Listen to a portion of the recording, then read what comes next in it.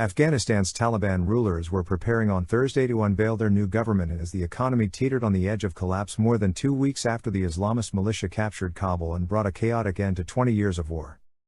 Taliban official Ahmadullah Muttaqi said on social media a ceremony was being prepared at the presidential palace in Kabul, while private broadcaster Tolo said an announcement on a new government was imminent. The legitimacy of the new government in the eyes of international donors and investors will be crucial for the economy as the country battles drought and the ravages of a conflict that took the lives of an estimated 240,000 Afghans.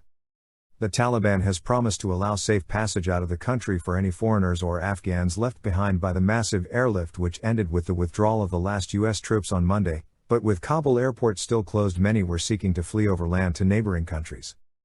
A Qatari technical team had arrived in Kabul to discuss the resumption of operations at the airport, which would facilitate humanitarian assistance and further evacuations, a source with knowledge of the matter said.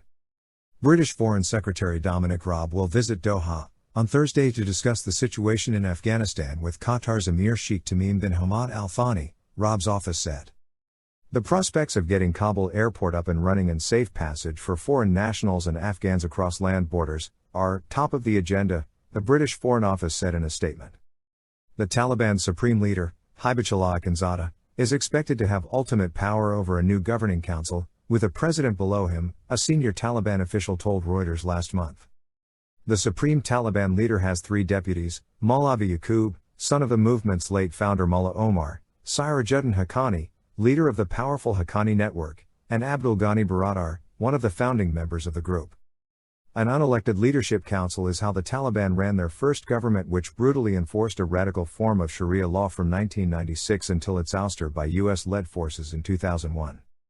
The Taliban have tried to present a more moderate face to the world since they swept aside the US-backed government and returned to power last month, promising to protect human rights and refrain from reprisals against old enemies. But the United States, the European Union and others have cast doubt on such assurances, saying formal recognition of the new government, and the economic aid that would flow from that, is contingent on action. We're not going to take them at their word, we're going to take them at their deeds, U.S. Undersecretary of State Victoria Nuland told a news briefing on Wednesday. So they've got a lot to prove based on their own track record. Now they also have a lot to gain, if they can run Afghanistan, far, far differently than they did the last time they were in power.